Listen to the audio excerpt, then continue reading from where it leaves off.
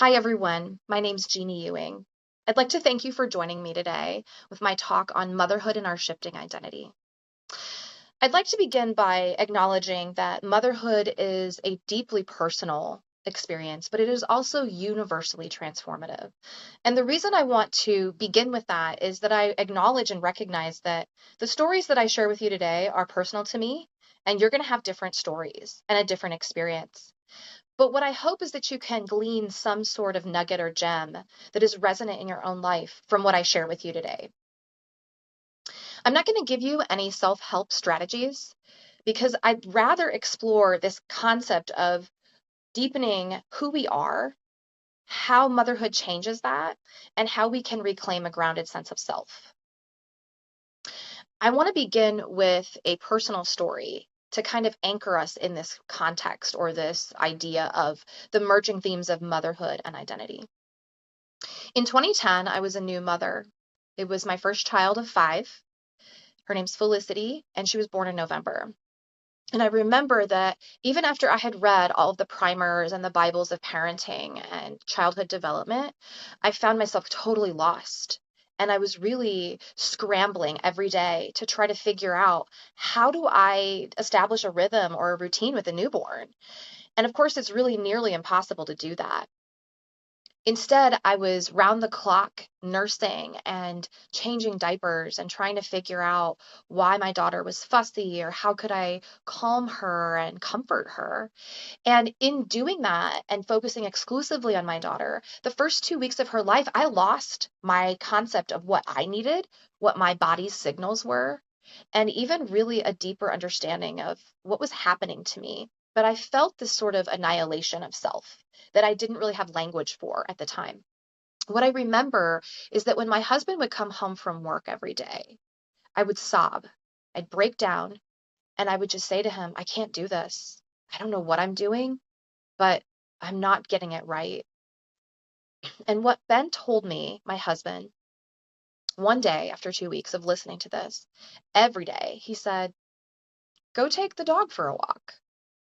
Our dog Lily had wanted walks all the time, and it never occurred to me until that moment that he spoke up that maybe this was just a very simple solution to getting me outside of my head, I guess. So I was like, really? You think so? And Ben said, yeah, I want you to do it. You need to do it.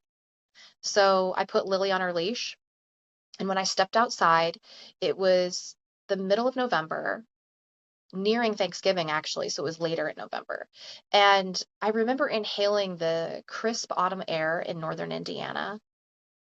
And as I made my way around the neighborhood, which only took me maybe 15 to 20 minutes, I looked up at the sky and it was this crystal clear blue sky, cloudless sky. And I noticed that all of the tall deciduous trees, their leaves were starting to change color. And some of them were even gently falling to the ground. I looked around and saw families outside in their yards where the parents were doing yard work and the kids were just gleefully running around. And it was this really grounding moment that anchored me into what was still happening in the outside world, even as my internal world was crumbling. And as I rounded the corner to come back to our house after about 15 or 20 minutes, I realized that not once had I thought about my role as a mother. But I actually felt refreshed and revitalized, and there was this sense of inner calm and peace that really washed over me. And as I had this mindfulness moment, I had this realization that I still existed outside of being a mom. And this became the single seed planted within my heart that gave me a greater sense that identity is something that is bigger than what I thought it was. And it was bigger than me as a mom. I'd like to talk now a little bit about what identity is and how it usually exists or manifests before we become mothers and how it changes after we become moms. So identity is really this construct or phenomenon that changes over time. And it includes this constellation of our values, our beliefs, our relationships, our experiences in life, our personalities. And it's this sort of constellation of stars, and those are the little stars in our sky. Identity is not something that is fixed. It's not something that stays the same throughout our lives. Instead, it's very fluid and it changes as we do. So, our pre motherhood identity is primarily rooted in what we do rather than in who we are. A lot of times, as women, before we have kids, we describe ourselves based on our education, whatever career or job we have, our hobbies and interests, the relationships that we have, our social lives. And it's also influenced a lot by the cultural expectations of what womanhood is and what that should be according to society, which I'm not going to get into now because there's so much to be said about that. My point in sharing all of this in this kind of overview is to explain that before we have children, we have more flexibility and freedom to define our lives as we want and to really shape and sculpt our sense of self around our personal choices. But once we have a baby, there's this irrevocable change that happens. And we find that this new role as a mother influences every decision we make. There's this constant mental background processing of considering our child and everything that we think, say, and do. We find ourselves filtering our speech and our behaviors according to how it may impact our child.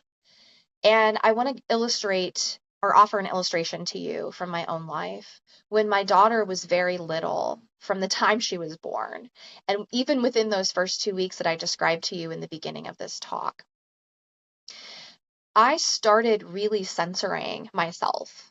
I started thinking more about how I spoke about myself and how I talked about other people. The language that I used, I was very careful not to curse in front of her like I just freely did before she was born. And I wanted to make sure that what she was absorbing from me and the behavior that I was modeling to her was something that would be positive and healthy. And so that was never something that I thought about before she came into my life. And that's an example I can give you of how our identity can shift after we become moms. I really also love this metaphor of parenting as a mirror. And what I mean by that is that it reveals our own childhood patterns, habits, and wounds. There's these psychological and emotional layers that unfold when we become moms. We tend to have this sort of paradoxical experience of what I call ambivalence, and that's generally what I write about when I'm talking about and writing about motherhood. And what I mean by that is that we begin to learn to live in the nuance and to hold the both and. So sometimes those of us who grew up with very rigid binaries, and a lot of times this can happen when we have a lot of containers and labels that we think we have to fit into based on our religion or our socioeconomic status, our values, our political affiliations, our race, gender, all of these labels. Sometimes we identify with those labels very strongly. And when we become a parent, it's almost this chance for us to say, wait a minute, some of these can blend and there's a lot of nuance and complexity. So how can we get out of these binaries and this dualism and learn to hold hands with two seemingly contrasting feelings or experiences or thoughts? And in parenthood, when we become a new mom, there's this kind of ambiguity that we feel. It's this inner tension or conflict where in the one hand, we're holding this grief of losing the life that we once had before we became a parent. And in the other hand, we're holding this love that is unfolding and as we discover how to bond with our baby. And it's almost like they exist at the same time. There is a coexistence of the two, of this love and loss. And sometimes also emotionally and psychologically, this shift in our identity as mothers can be disorienting. We start to ask ourselves or revisit an old question, who am I? Who am I really? And who am I now? We know that we're not the person we once were. And at the same time, we don't really know who we're becoming. Psychologically, these societal narratives also shape what we hear about what a good mother or an ideal mother is or who she is versus the reality that we experience of being in this mess and this chaos and all of the mistakes that we find ourselves making as moms. I'd like to offer you a poem that I wrote a while back that ties in this whole understanding of how does society look at mothers and what is the reality that tends to happen or might happen. So this poem is really kind of a rebuttal to those subtle societal cues that happen in our lives. And it's called, Would You Say I Was a Good Mother If I Told You?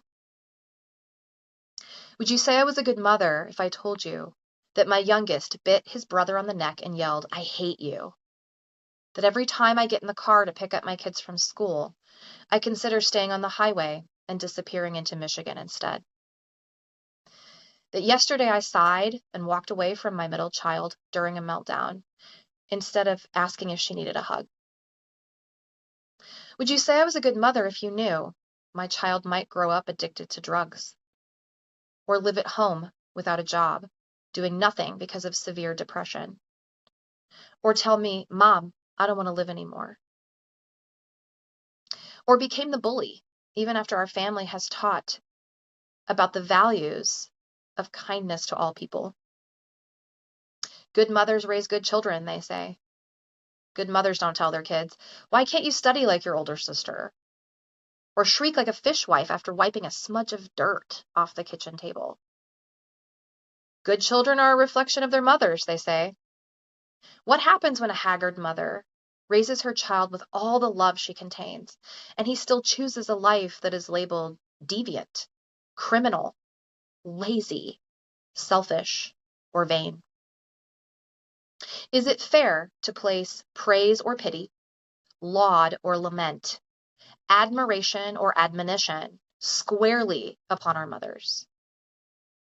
Some children know not what they do, and others flagrantly rebel. Yet I see, and I know, and I feel the hearts of mothers everywhere cracking open like an egg, hatching love again and again, the yolk spilling into her child, filling all the hungry crevices inside.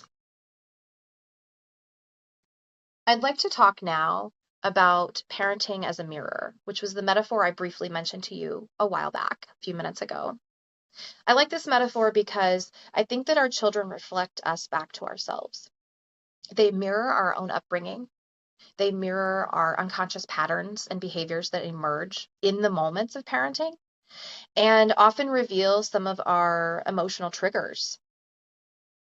I think that these moments are actually invitations for us to reflect and to grow.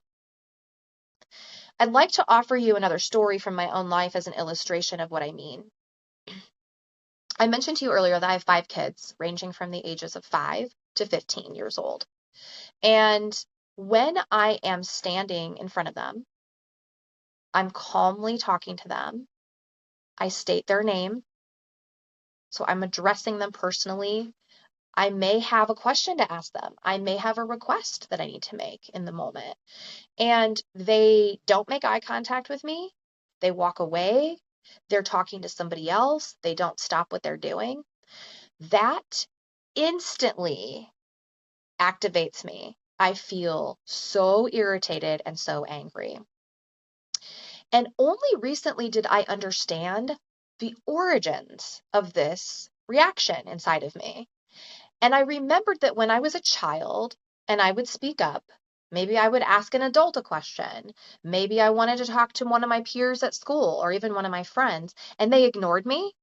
I felt invisible. I felt small. And then there was all of this shame that really washed over me. And that's exactly how I feel in these parenting moments. And that is how being a mother has acted as a mirror to me. Sometimes this type of awareness or these connections between past and present can feel beautiful, and sometimes they feel brutal. But overall, that is what growth feels like anyway. It's not either or of those things. It's both of them. It's being able to admit honestly who we are and acknowledging our humanity while continuing to learn how to repair and reconnect in our relationships, especially with our children. I'd like to offer you 3 reflection questions at this point in the talk that you can choose to ponder on your own, maybe journal about, maybe even discuss with a trusted friend or in a mom's group that you have. And here is what I have to offer you. When my child pushes my buttons, whose voice am I hearing in my head? Do I default to my own parent's style, or am I intentionally choosing a different way? How does my child's personality highlight strengths and weaknesses in me?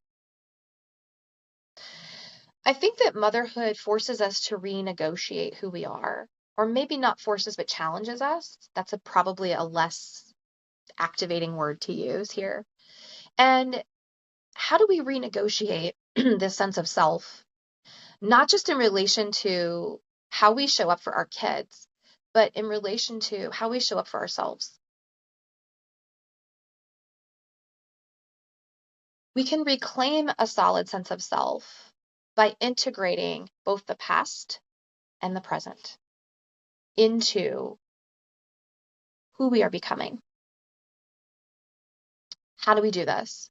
Well, I'm not going to offer you those self-care tips and tricks like I mentioned in the beginning, but I do want to mention that something that's really simple and that's really helpful to me is practicing the moments of stillness. It's those mindfulness moments, it's observing those micro moments. So, going back to my opening story about taking the walk with our dog Lily and just really engaging my senses in the external environment and how that really opened something up in me that had been shut off when I became a new mom. This is how identity restoration can happen in these micro moments of awareness. Why I call them micro moments is that they often are very fleeting. They're glimmers and glimpses. And that's really all that we have. We have these stolen moments and borrowed time when we're moms, and we're moms actively in the trenches, as they say, of raising littles, of shuffling kids in different directions. And it's really about stopping in that moment and just paying attention. What's going on right now around me, outside of my head? And those little tiny 30-second increments that we can grab a hold of throughout our days can really help us to recenter and to come back into ourselves when we're feeling anxious or activated or alarmed in some way. These are moments that are grounding experiences. So I invite you to try to find what those are for you. For me, it happens in nature. I think also when I go back to some of the psychological and emotional changes that occur in our identity when we become mothers, I want to offer to you some questions that really relate or point back to the identity of self-inquiry. And self-inquiry is really about becoming more self-aware. And when we can do this, we're actually often reparenting ourselves. We're giving ourselves the compassion and the space and the grace that we needed as children, but maybe did not receive in our own with our own parents or from them. So when we can learn how to make a practice of being self-aware, whether it's fleeting or whether it's something that we can carve out intentionally with a longer stretch of time. It doesn't really matter either way. What matters is that we build that habit and we learn how to continue to go back and ask ourselves these questions that will help us to heal and help us to change in a way where we can show up in a healthier way for our children and in our other relationships too. Some of those questions that we might ask ourselves are the following. Who am I aside from the roles and responsibilities in my life? So think again to those containers and labels I mentioned a little bit ago that we either tend to self-identify with or that are kind of thrust upon us from society or from our families of origin or in our jobs or whatever. But those are often the containers that we tend to try to fit into. And when we become a mother, they change. We expand, is what I'm saying. So that's the first question. The second is, what do I value, even if I can't freely act on it right now? So I'm not sure about you, but for me, a lot of the talks about motherhood or some of the books that I read when my kids were really little, I found myself really, really frustrated with them, even disgusted. And the reason was that they weren't really addressing moms of children who have special needs, moms who are, they really don't have the time to practice some of these unrealistic techniques of mindfulness or journaling or some of the different strategies that are offered to moms, sleep when the baby sleeps. And it's like, yeah, right. That's how I felt. So this question really points to, how can I just in different moments throughout my day remind myself of what matters to me? What's important? And that's going to help shape and sculpt the direction that I'm moving so that when my children do get to be of school age, I'll be able to return to the things that are meaningful and helps remind me that I am a whole person, not just a mom. And I offer this to you because 5 years ago, when my youngest was born, this was my fifth child. He was born in March 2020 at the onset of COVID. And I had completely lost sight of myself. My health was in shambles. I was breaking out in a rash. I had prediabetes. I couldn't even walk one block around my neighborhood without extreme pain. I had lots of severe bleeding and clotting, an irregular menstrual cycle. My hormones were all over the place. I developed cystic acne. My hair was falling out. I couldn't look at myself in the mirror every day. I really loathed who I had allowed myself to become.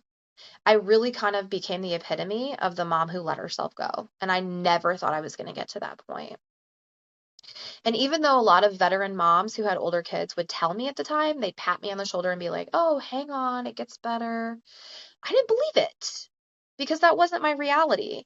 My reality was that I had 3 kids in 4 years. So I was raising an infant, a baby, and a toddler.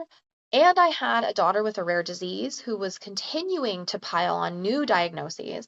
And I had my oldest daughter who was very sensitive and withdrawn and introverted. I was worried about her.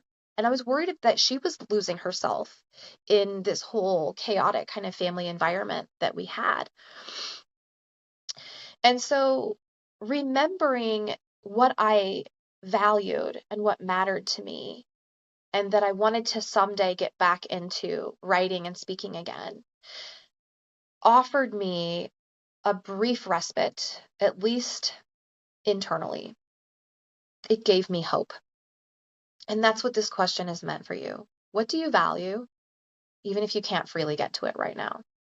Because I'm telling you, now my youngest is 5 years old and my oldest is 15, like I mentioned earlier. And all 5 of my children are in school all day, every day for the first time. This is monumental for me. This has never happened to me before in my life. And I'm sharing this with you because you will get there too. You will. Give yourself time, give yourself space, and give yourself grace. You'll get there. And you will be able to return to the things that you love. The final question in this series about kind of self-awareness and self-inquiry is, what sparks ignite the passions inside of my heart? What lights me up inside? I think that when we can kind of combine those 3 questions about what we value, who are we apart from the roles and responsibilities, and what ignites or fuels the passion inside of us, these are questions that point to meaning and how we make meaning around living and around our existence of humanity. I would like to say that this is more a matter of integration. It's an integration of the threads of our former selves and our pre-motherhood identities and the self as mother. And as we weave these strands together of past and present, we're creating a tapestry of who we're becoming. And that's what the point of life to me and being human is all about. It's about the becoming. It's about allowing ourselves to really enter into the questions and the mysteries and the problems that don't have solutions and the questions that don't have answers. And instead of lamenting that we can't get back to who we once were and how we regret that maybe we got to this point in our lives with kids and how hard it is to raise children, especially in this culture, instead of that, we can look at this as a form of becoming and integration. I also want to remind you that identity is shaped in community and connection. And so if you can find those relationships that build you up, that remind you of the gifts and the talents that only you can bring outside of being a mom, the people who recognize these things about you and who you are and can reflect that to you, that have nothing to do with your role as a mom, that is also going to help give you clarity on what you're doing and where you are growing and who you're becoming in life and how you can actually sculpt that identity that's new. If we remember and have this kind of longer view of identity as something that's a construct that's not fixed but's fluid, as I mentioned in the beginning of this talk, we can remember that as our children grow, so do we. And as they grow and become more independent and autonomous, we find that there are longer stretches of freedom that we gain. And what I mean by freedom is time. We get more time back. That even all those years that we may have felt were lost, they do come back gradually. And so identity really is something that as we grow in our motherhood, we need to learn to be patient with how it develops and not force it to happen more quickly than when it's ready. And if we consider that motherhood is just one of many facets of our being, then we can see it as a smaller role than what maybe it feels like when we're in the thick of parenting small children or multiple children. As I close today with this talk, I'd like to return back to the grounding exercise I mentioned to you when I took my dog Lily for a walk and I noticed things again. This is really about these sensory moments and experiences that draw us outside of the negative self-talk, the hopeless feelings, the overwhelm, the sense of isolation or loneliness we may feel, and they bring us back into connection with everything happening in our world, in our neighborhood. What's going on that's positive, what's beautiful. And I believe very strongly that if we can't find beauty, which I think everybody can, but if we can't, because we are in a place of desolation, which I understand happens, we can create it. Create the beauty that you want to see in the world. But we begin by grounding ourselves in those five senses in those micro moments that maybe are fleeting, those 30 seconds, maybe 1 minute at a time. Here's a guiding thought for you. We're not lost in our motherhood. We're remade. And in this remaking, we can reclaim who we are and find ourselves again. But it takes time. I'd like to invite you now to consider in the next week or two, or maybe even going forward, you can consider this every week. But to begin, let's just start with 1 week.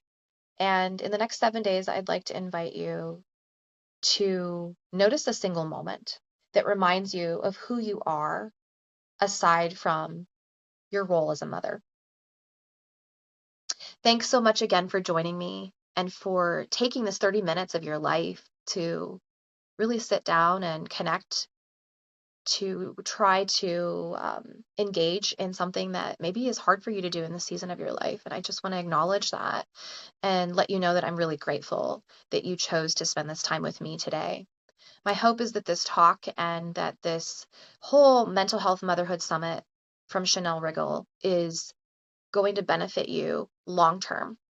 If you'd like to connect with me, or if you'd like to know a little bit more about what I do in my writing and speaking, you can find me on my website, which is jeannieewing.com, or you can go on Substack, which I'm very active on, and I write under I Grow Strong Again, or you can search my name. Thanks a lot. Bye.